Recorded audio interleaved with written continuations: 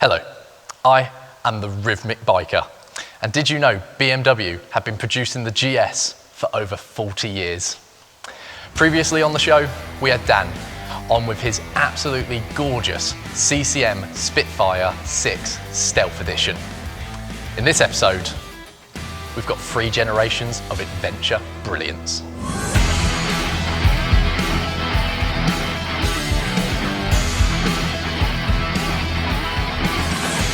These are the wolf tails.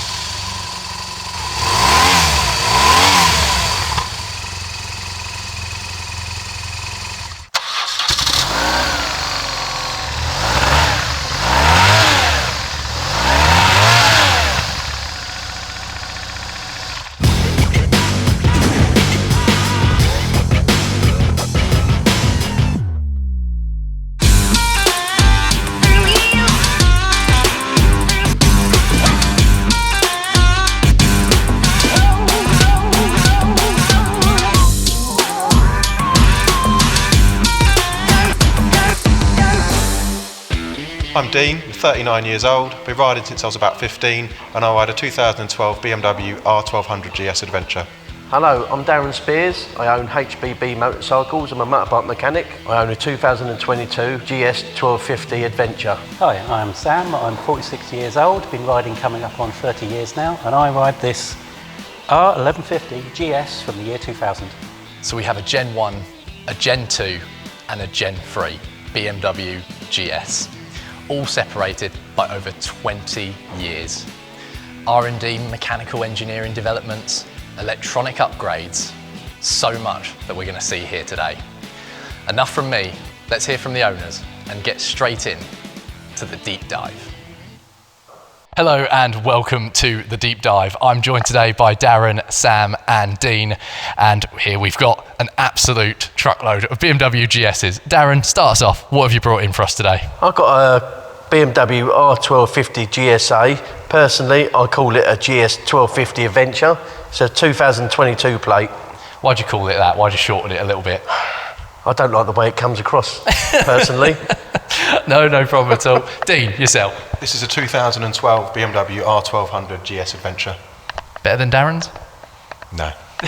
Honesty. Sam. This is the R1150 GS, and it's from the year 2000.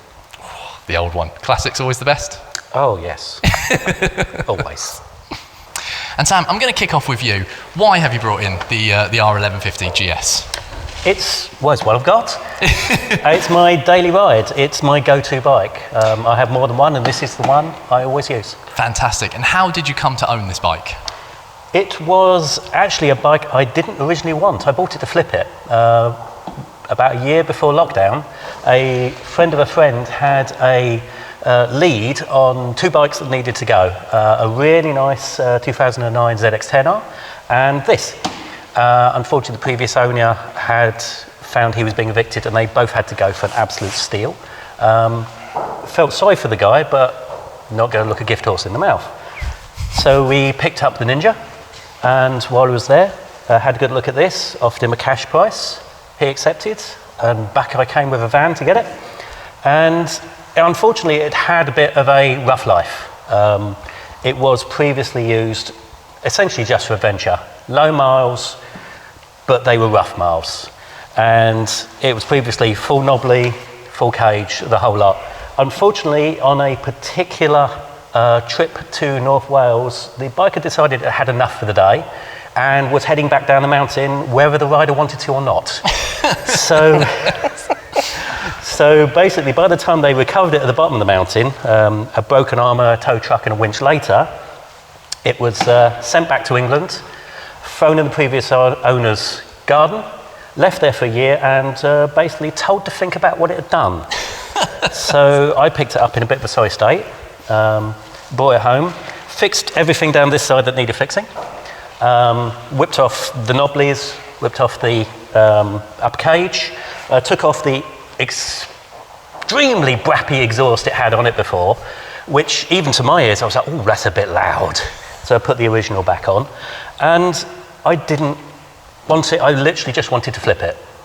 Because in my mind they were too heavy, they were too ugly, they didn't have good mileage, and I thought, right, I'm just going to flip it. So then lockdown came along, and it sat in the back of the garage for 6 months, and like a lot of other bikers during lockdown, we just went crackers. Because let's face it, we all want to go out. We either want to go out alone, we want to go out with our mates, but we need to be out. Bikers stuck indoors is not a good time for us. So I don't know how other bikers did it, but I don't know about you, but I needed to nip down the shops a lot. Yeah, we needed that toilet paper, and I just had to go and get it. So this is the bike I did it on, because as I said, I wanted to flip it. I wasn't really that worried about it. So I rode this through lockdown.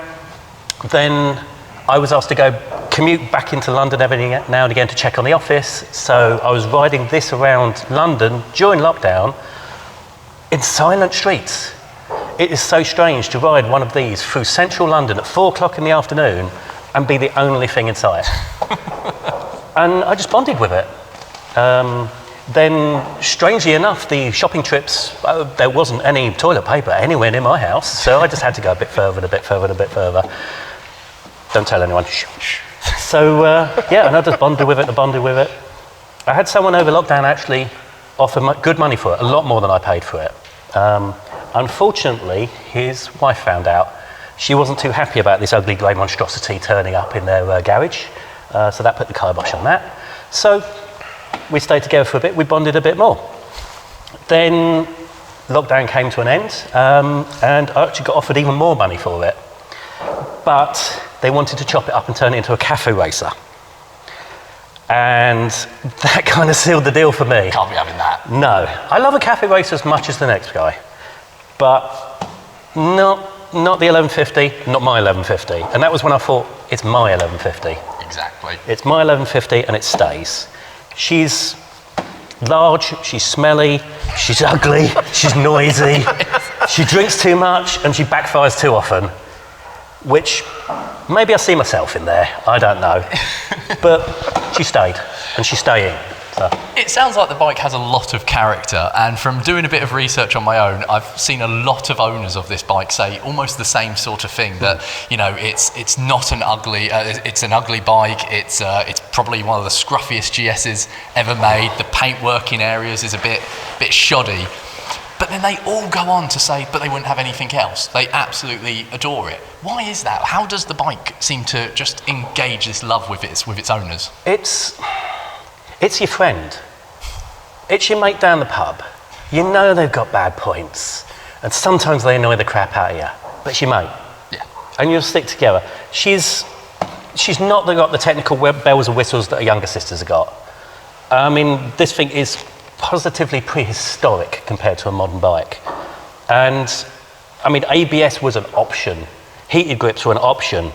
Can't live without them now, but they were an option back then. This thing will barely tell you what gear you're in. But there are no rider aids whatsoever. No. So you and the bike have to work together. You really have to put the effort in. You can't be a bad rider on this, or it will throw you off. When then looking at, say, you know, the younger sisters of this bike, you know, is there more of a need for the tech in your life, or is that what you look for in your motorcycle? Something a bit more basic, something that more depends on you as the rider?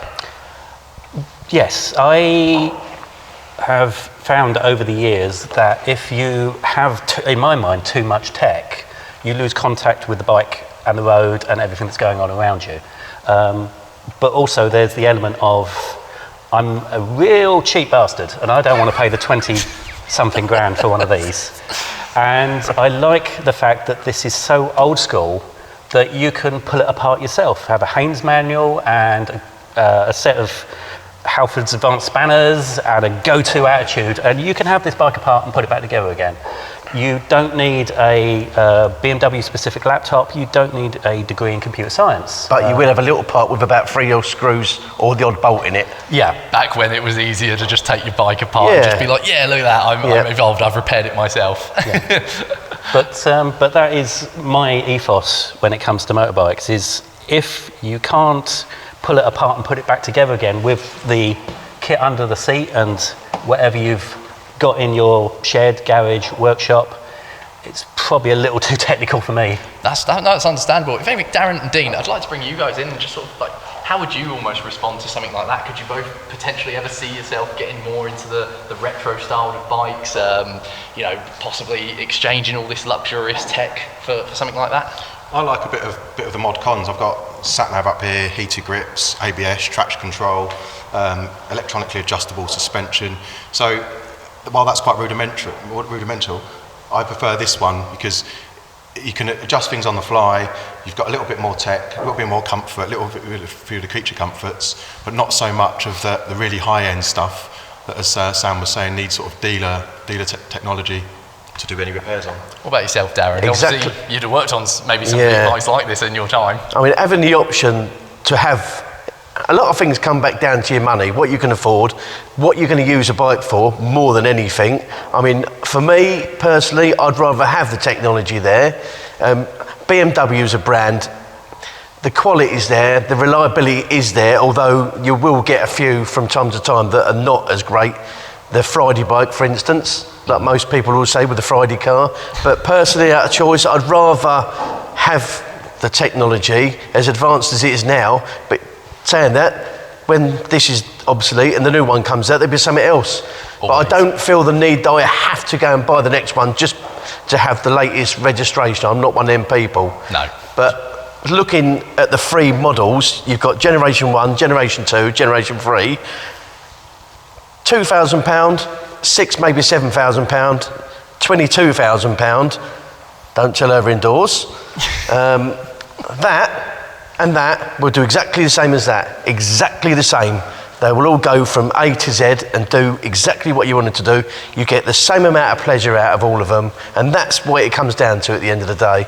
I think we're all at different levels in our life with what you can and afford and what you should and shouldn't buy. But at the same time, personally for me, I'd rather buy the right bike that suits my style, suits what I want my bike to be used for, as opposed to buying something that's not comfortable, that I'm going to commute on, or that's my choice. So I commute on this, and I also use it for doing my sort of trips abroad or around Scotland like I did on this one. That's my choice. Exactly.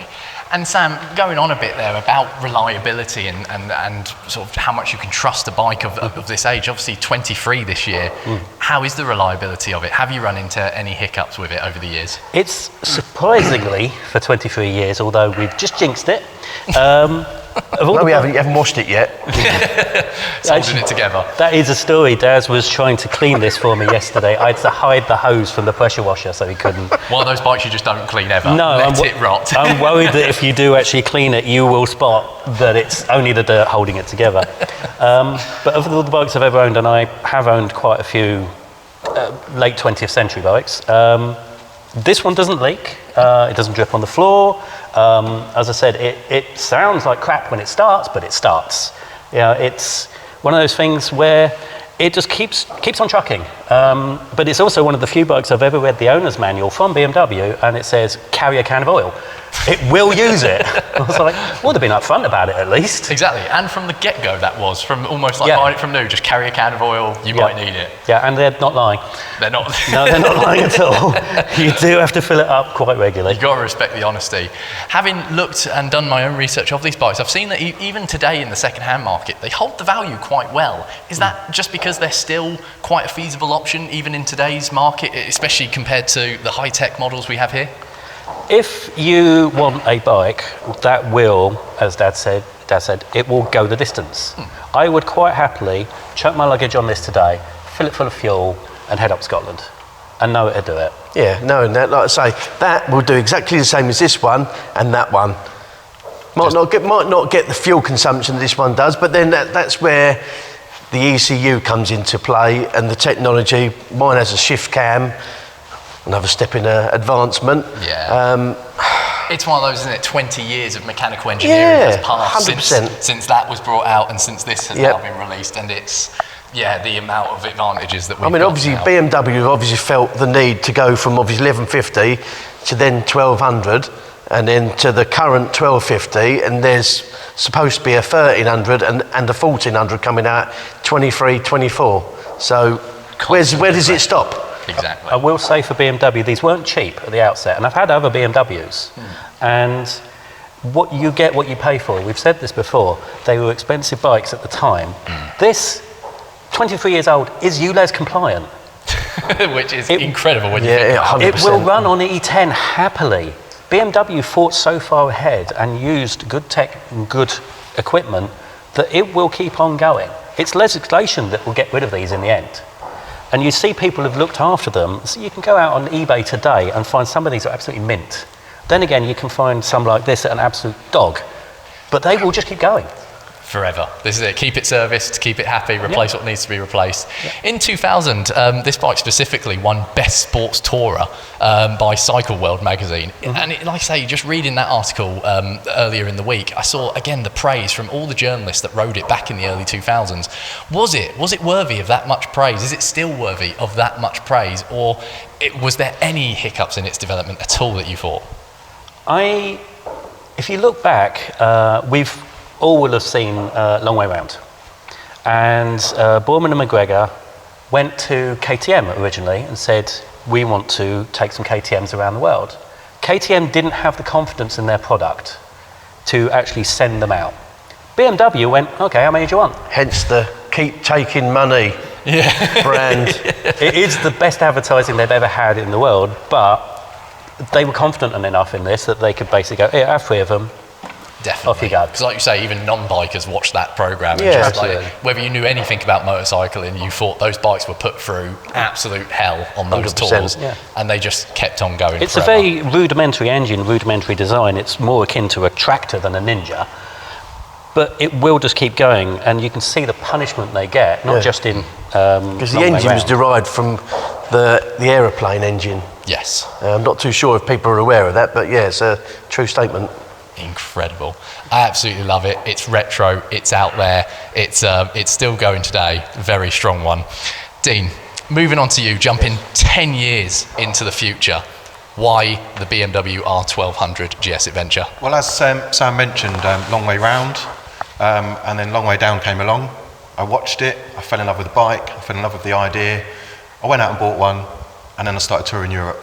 And I couldn't wait to get those train tickets booked, get myself off the train at the other end, through France. I've done France, Belgium, Germany, Luxembourg, went to Italy, Switzerland, been over the Alps in it, gone from 35 degrees down in the vineyards in Italy to -10 up at 8,000 feet in the Alps. And that's a wonderful machine, absolutely wonderful machine. The only thing that stops me really is I need a brake.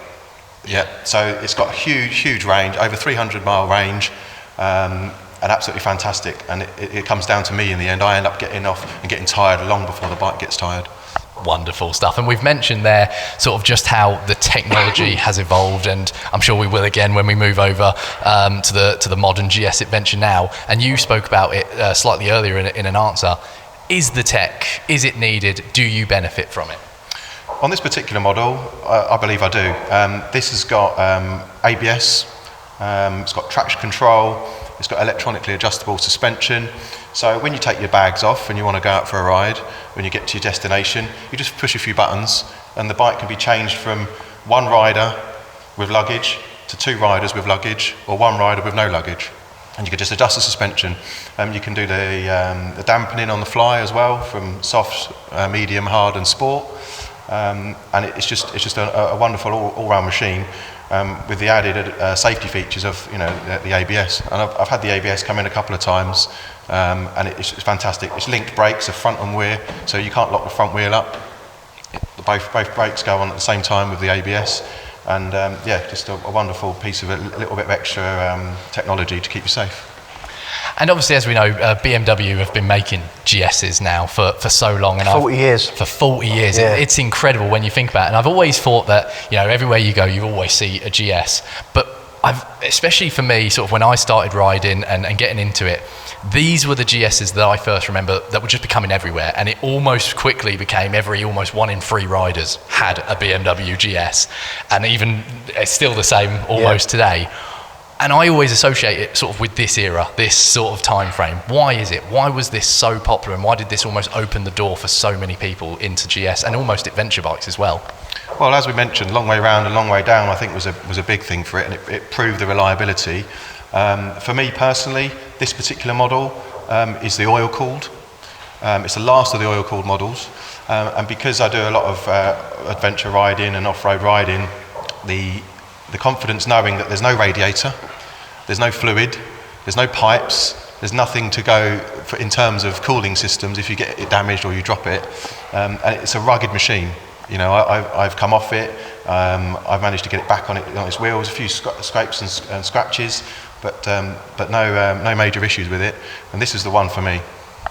And a big fan of, as you say there, the oil cooling system. Sam, same for you, oil all the way.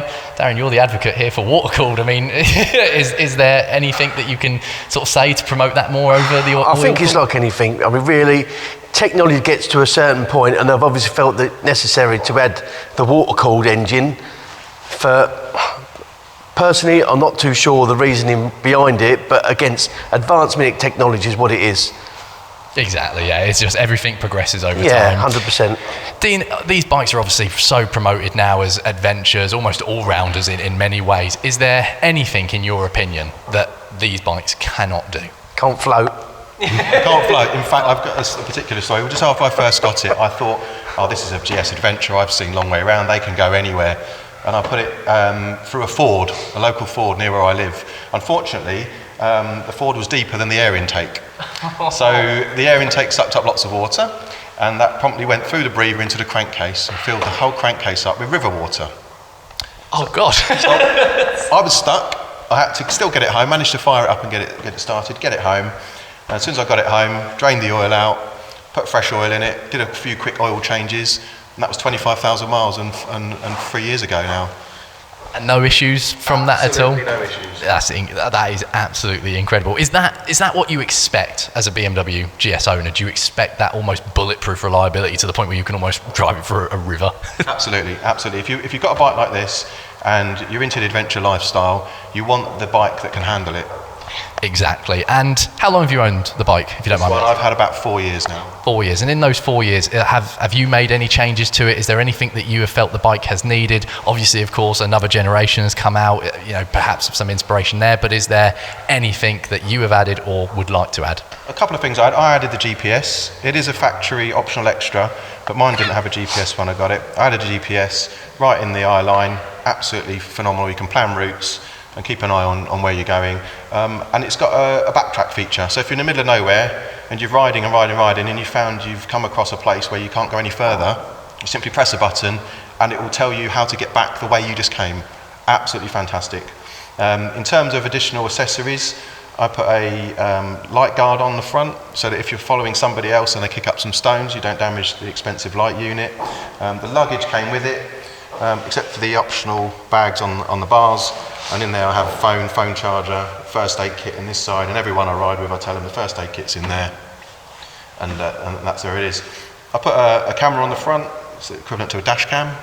It's not for any other reason, not for entertainment reasons, it simply records all the time and it's there if I need it. But after that, most of it is standard. I think the seat, I've changed the seat for a more comfortable seat, I've kept the original, and other than that, it's a standard bike.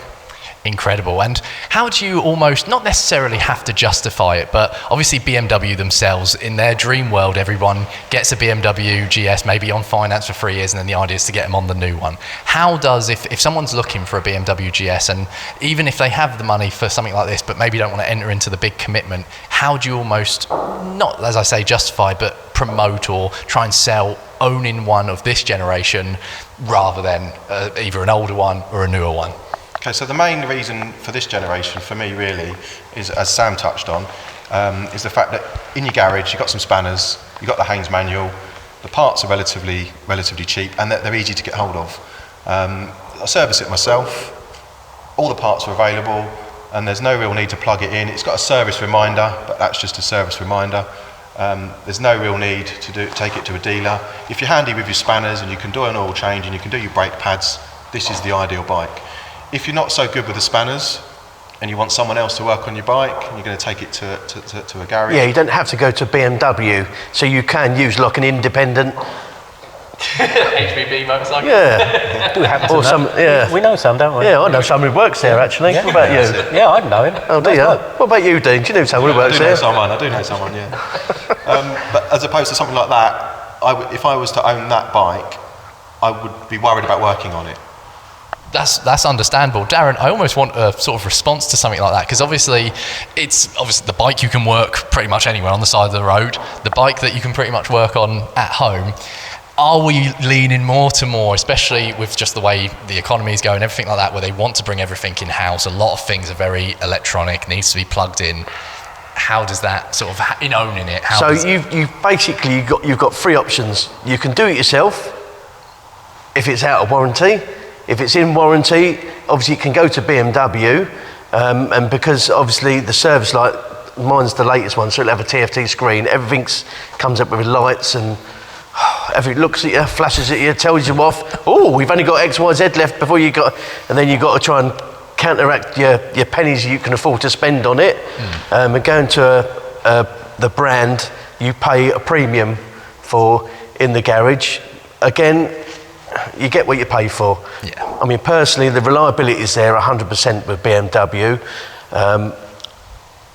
You can go, secondly, you can go to like an independent garage, someone a little bit like myself.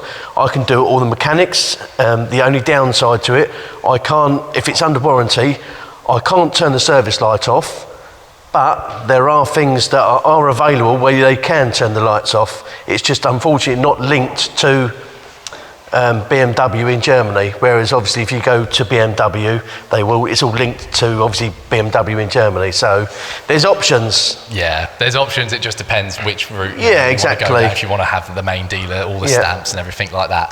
Obviously you've mentioned there, having a bit of a motorcycle shop yourself, working on bikes throughout the years. So it'll be very interesting to hear why the BMW GS1250 Adventure. Why this bike for you? Right, so as you can see, I'm untall, vertically challenged, like most people would look at it. I've always hadn't noticed yet. Yeah, I've always loved this style of bike. I'll tell you a funny old story. About 20 years ago, I always admired, believe it or not, the Yamaha Tenere 750. And I had money in the bank and good old eBay, as we all secondary love it. And I see the 750 and I thought, I've got to buy it. I've just got to buy it. So I bought this Tenere, not even sat on one. Bought it in Norfolk, went and knocked on the guy's door, and I ain't kidding you, he opened the door, he must have been 6'5", and he sort of looked down at me as if I was a 5-year-old, so I'm like looking up at him, and he's gone, "You all right, mate?" I went, "Yeah, I've come to pick a bike up," and he went, What you have?" I went, "Yeah." He went, "Oh, all right then." So we walked pleasantly round to the garage, he opened the door, and I'm looking at this bike thinking, oh my word, where's that seat? The seat's not up in the sky. I ain't kidding you, the seat was literally about there. That's where it appealed to me, and I thought, oh dear, what have I bought? Anyway, paid him the money, no problem. I got on the bike and I was on tiptoe, and that was the first Avenger bike I ever bought, and I loved it. I didn't have it for very long, because obviously being vertically challenged, it's not the most,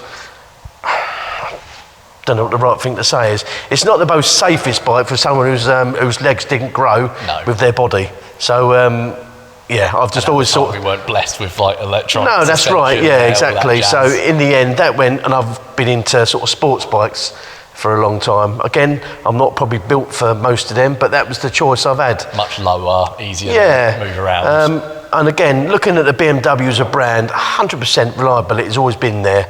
And quality, you get what you pay for when you're buying. Yeah, you pay a premium for something, but you're getting your money's worth.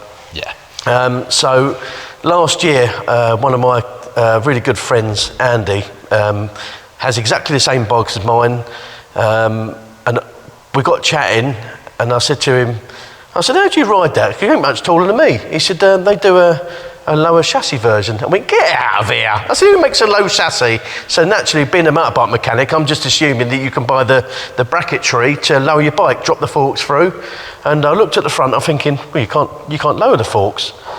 And he went, no, they do a lower chassis. And there's like a little bracket under the seat you flip over, and that lowers it. He went, go and have a sit on it. I went, no, embarrassed being short. I thought, if I get on it, I'm going to fall over. And it'll just be taking the mickey, me being short of it, and it will gone. He went, no. So he turned the bike on, pressed a few buttons, and I'm watching the bike, the actual seat at the rear, lowered by, it was about 2 or 3 inches. And I was absolutely astounded. And he went, go on. So I jumped on, and admittedly, yeah, I'm on tiptoe, but I was sat on an adventure bike again, and it kind of just opened my eyes. It really, really did. And at the time, I had a GTR 1400, but we'd had a trip planned, 3 weeks in coming up, going around Scotland. So I'm like, oh, what do I do? What do I do? I thought, no, you can't justify that kind of money on buying a GS, and if you don't like it, it's a lot of money spent on something that you're going to lose loads of money on. So what did I do? I sold everything I had, went to Mr. BMW, I put a large deposit down and spent £22,000. Please, dear, don't watch this video. It was £2,000, that's all it was. A lot of secrets from the wives, I've noticed, from all of you. Or now ex-girlfriends and ex-wives, by the looks of things. But no, so I took the plunge. Like I say, personally, I'm not one for PCP, so I like to own my stuff. Yeah. And if I buy it, I've got no intention of selling it 3 years down the line, and I certainly don't want to be under scrutiny about how many miles I can do on it, be frightened if I drop it. Finance worked for me, so that was my option. So I did. I went and took the plunge, bought the bike, sat on it. The guy explained this, that, and the other, and of course you're like, yeah. I thought I'll ride and I'll work it out for myself. For years, I know what I'm doing. Oh my word! I'll tell you, it took me the best part of a week to understand what all the buttons do. Yeah. It is honestly, like I say, if the camera sort of panned round, they are like the Starship Enterprise. And it literally, apart from make a cup of tea and fill its own fuel up, it does everything. It really, really does. So yeah, bought the bike brand new. I did 3 days, run it in, and then 2 days after running it in, we went to Scotland. So yep, 1,700 miles around Scotland. Immediately put it through its paces, 100%. see what the bike can do. And yeah, just after 2 days, I said to my mate Andy, I said, what's this little button here up here? He went, you Wally? He said, it's cruise control. I went, get out of here. Who puts cruise control on a motorbike? BMW do. Of course. And honestly, again, it's one of the advantages over a lot of things. I never expected to use it as much as I do, but being a motorbike mechanic, my licence is so important. So you set the cruise. Yeah. It does what it does. But I normally only do, on average, maybe 2,500 miles a year on most bikes, because I work 6 days a week. Of course. And this, I just absolutely fell in love with, and I've done just over 8,000 in 8 months. Lovely stuff. Blows my mind. There's so much to delve into there from your answer. You've obviously talked about the suspension and everything, and the lower chassis. Yep. Over the years, again, is it a sign of the development? You know, with the R1150, there was obviously adjustable seat height. I think that had some modes on it. Obviously, then with this, we introduced the 1200 was then the lower suspension and everything like that. I think yours is actually lower than the 1200, just GS non-adventure, if I'm correct. This one was slightly lower. And then with this, they've gone to the lower chassis. Yeah. Is that just the need for it? Is there the cry for that market? I think obviously BMW looking at things, I believe I remember a story, one of technically like the inventor of the later GS model is untooled, much like myself. And then invariably decided to come up with a concept with the lower chassis model. So he built two. If you've got someone behind you who's going to put the money in, they're going to do it. And then straight away, and it's opened it up, this bike, to so many more people that can look at it and think, look at that monster. How on earth is someone like me going to ride it? Honestly, when I first looked at it, I thought never in a million years. And like I say, over the coming days of owning it, the suspension, like I say, you sat on the bike on the side stand, you press a few buttons once the bike's running, and it literally, you can feel the bike going down. And it's shocking, it really is. I mean, so many advantages to owning something that you want. It's like anything, if we all had £1 million, you'd have a Rolls Royce. Yeah. But realistically, can you afford to drive it?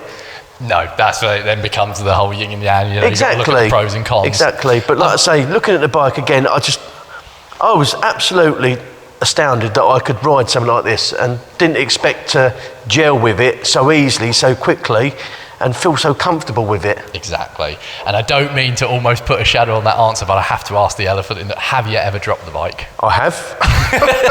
How's that happened? So I was up in Scotland, being a bit cocky. I'd been mucking about all day with the suspension up and down, trying to get used to it. And it was in low mode. There's a bit I didn't have the extra bags on the top at the time, but consequently, you would always get off on the left. Yeah. I couldn't get off on the left this one particular day, and I got off on the right. Silly mistake. And as I got off, the corner of my boot got caught on the little plastic bit here. I went over, the bike went over. My two friends I went with were too busy laughing and just left me on the floor. So yeah, and it has been over. That's what bikers do, is it not? And of course, straight away I'm like, oh no, my bike's all going to be scratched to bits. And we picked it up, and I went, oh, is that it? Literally, I spent 12 quid on these little puppies from AliExpress. You can go and spend as much as you want. You don't need to spend a fortune. No. It scratched them, that was it. And a little scratch on the plastic edging. That was it. Honestly, again. Just needed, Yeah, isn't it? that was my silly mistake. Dean, you were telling me before we came on air that these bikes were almost impossible to damage on the ground. Why is that, and is there, again, the need for it with these bikes specifically? Well, I think because of the adventure style of the bike, there are going to be times when you lose your footing, or you lose loose ground, or trying to get over a log or something like that. So most of the adventure models have got all the crash protection, and they've got engine bars, cylinder head guards, tank guards. But once you've got the boxes on, they can't go much past 45 degrees or so before something touches the ground. And I'll give you an example. I was up in the Alps a few years ago, and it was the end of the summer, and the accommodation we found was a ski resort. Because it was quiet and there was nobody there because there was no snow. We stayed at the ski resort. We went out playing on the ski runs because they were still open, like the black, the red, and the blue ski runs. And I was going up one of the ski runs. Again, it's just, there's no snow. It's just a sort of a track. And because I'm a bit of an amateur, I left the traction control on fully, which meant I couldn't get to the top. And because I couldn't get to the top, I had to jump off halfway up, and it was too steep. The whole bike come all the way down the ski run, all the way to the bottom, upside down. The boxes came off. All three boxes were off. I thought the bike was ruined. I thought I was going to have to try and find my way to get back to England. Got the boxes, put the bike back upright, took it back to the accommodation, walked around it, a few scratches, engine started, all the fluid levels stayed in it. Absolutely fantastic. Bulletproof, nothing comes in or out. That was a complete drop and a slide all the way down the bottom of the ski run. It must have slid down about 20 metres or so.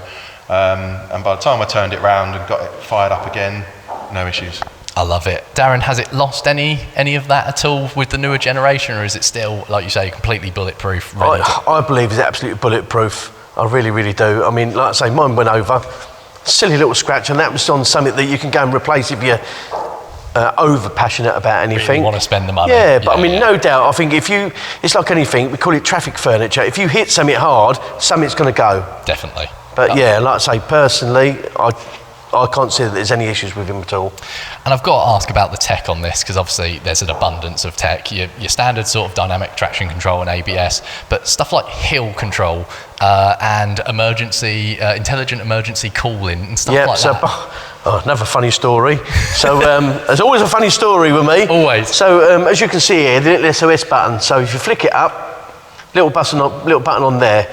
The later models come with it. So my mate, when we was up in Scotland, he goes to me, "Is your SOS connected?" I went, "I don't know." So yeah, us being boys, press the button. "Hello, have you had an accident?" And then we're all looking at each other. What do we say? No, we pressed the button by accident. I got told off clearly. Yeah. Do you realise, blah, blah? I went, yeah, so yeah, please don't press the SOS button again. No problem. The tech, so being the GS Adventure, mine comes with obviously your power modes, your suspension modes, which you can adjust from obviously soft, harder. It just, what suits you as a rider? I mean, I've found Dynamic Pro works for me. Doesn't work for everybody. Some people prefer rain. Some people prefer it in, there's a rally mode, and I've never even tried in rally mode. No. Again, that's the Pro mode package, isn't it? Yeah, that's right. Yeah. Mine comes obviously with heated grips and also heated seats, front and rear. So off the buttons, I can adjust the temperature range on either the seat, which is shocking. Who's a heated seat? I thought you were going to get them in cars. Again, you get what you pay for. The option was there. Yes, please. Why not? Exactly. And with so much added on almost from stock and with the additional extras that you can get from BMW, is there much more to add to this bike? Have you added anything to it, or is it almost complete from get-go? Please edit this camera footage, but this is a completely standard bike. I've not spent at least £600 on accessories. So I have added quite a few bits and pieces. Personal preference, I've put because it has a TFT screen, I've put a metal guard. There's a big thing apparently in London because of the inside the dash. There's some expensive materials. Okay. So apparently they're ripping them off, which in turn it just writes your bike off. Yeah, straight. So I put a metal bracket on there, a little flip screen. I put the latest Garmin sat nav on. That was my choice. I didn't like the BMW one that comes. Well, you can buy it as an extra, which is linked again to the TFTs. Technology is a wonderful thing. That didn't suit me. I preferred having the separate one. Little blind spot mirrors, godsend. Yeah. Honestly, a godsend. The hand guards is a must. Again, most of this stuff you can get on eBay. You can spend as little or as much as you want, and I'd rather spend little. Yeah. Even if I have to buy it 3 times, it still won't be as costly as it is buying it from the manufacturer. Yeah. Which some people have. Still very customizable. Yeah. Like even with all the extras that come with it. So I've added the side bags. These are 100% waterproof. The handlebar bag to put your phone in and little bits, and clearly not makeup or a hairbrush for me. Headlight protector, that is a must. So walking around the front, the headlight. I've heard stories about how much the headlight assembly would cost if that gets damaged. So I believe they're just under £2,000 or just over £2,000. So these, obviously with technology, it's got an adaptive headlight. So the headlight goes up and down. Honest, mind-blowing. Yeah. Absolutely mind-blowing. And all this is all included in your bike. Exactly. It goes on off the mudguard extenders to stop it damaging the front of the engine with stone chips. Extra so basically luggage. what you're saying is if you can get it to make you that cup of tea and fuel itself up, It's almost perfect. Yeah. you're done.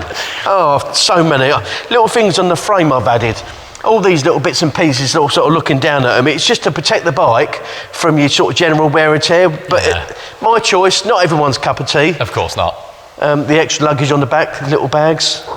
But yeah, there's quite a few accessories I've added just to personalise it for me. Like some people will go with their sports bike, they cover their bike in gold bolts. If that's your thing, that's your thing. Yeah, but it's not for everybody. No. A question I have to ask though is obviously, it is of course with the development and the economy, everything moves forward, inflation goes up, and Sam's obviously talked about how expensive his bike was at the time and everything. Yep. But, and it's almost a question to all of you, is over £22,000, is it starting to border on too much? Even with all the tech and everything, how would you justify, or do you see it's worth it?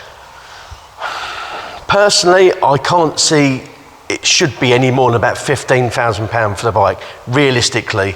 If you sort of put into play the prices of everything, but because of inflation and the now lack of computer parts, everything's had to go up. So everything has to go up, unfortunately. Exactly. But I mean, mine obviously doesn't come with the boxes as standard, so I could have bought this for £19,000 Please edit that out again. I did. Yeah, so it doesn't come with the boxes. That's an added extra. But that was my choice. I'd rather have the ones that are built specific for the bike, as opposed to not. But yeah, I mean, personally, the money's justified in every way for me. For you. Yeah. Sam, over 22k. No, I wouldn't pay 22k if they offered one with most of the what I consider to be unnecessary tech stripped out for in the teens. I'd consider it, but.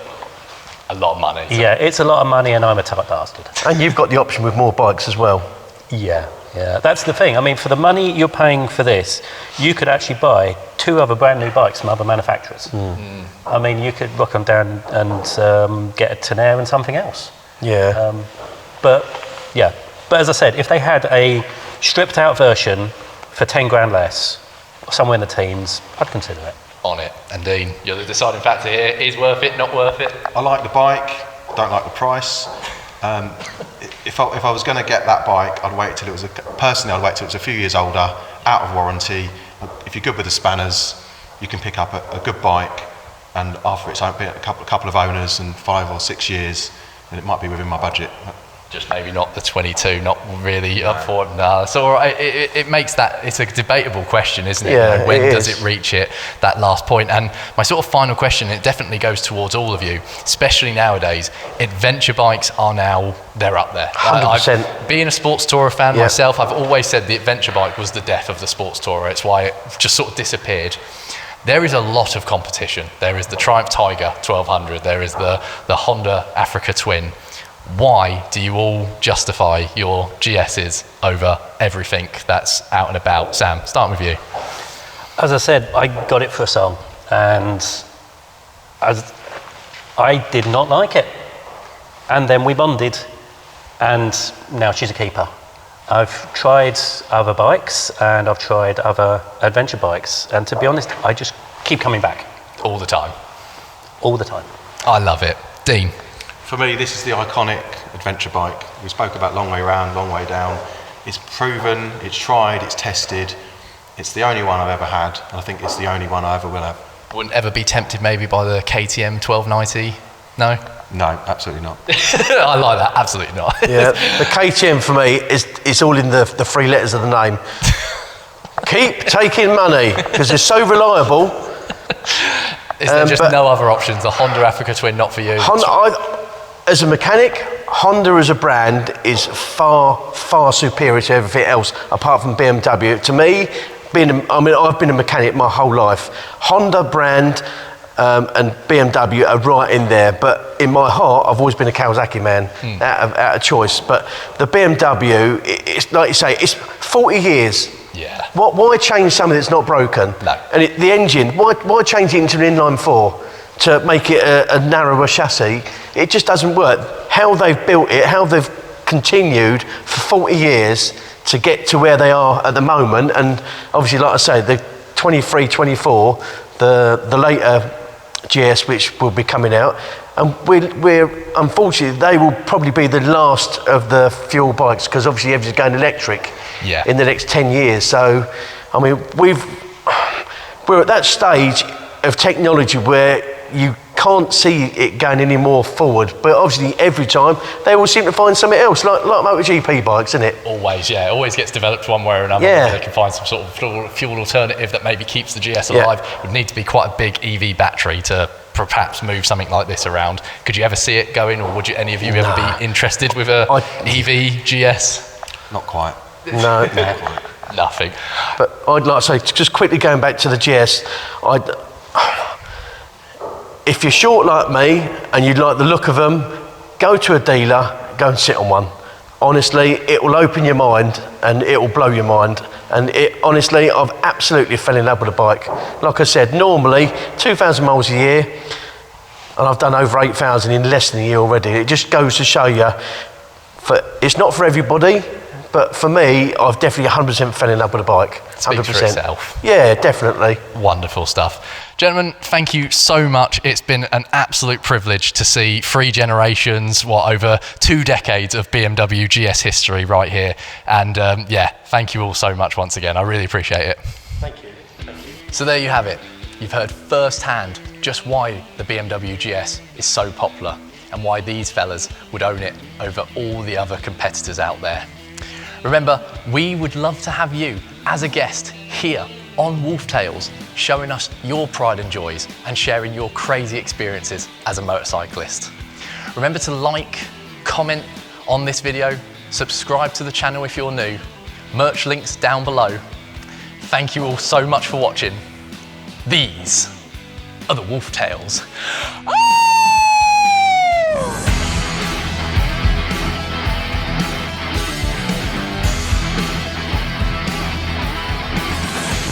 These are the Wolf Tales.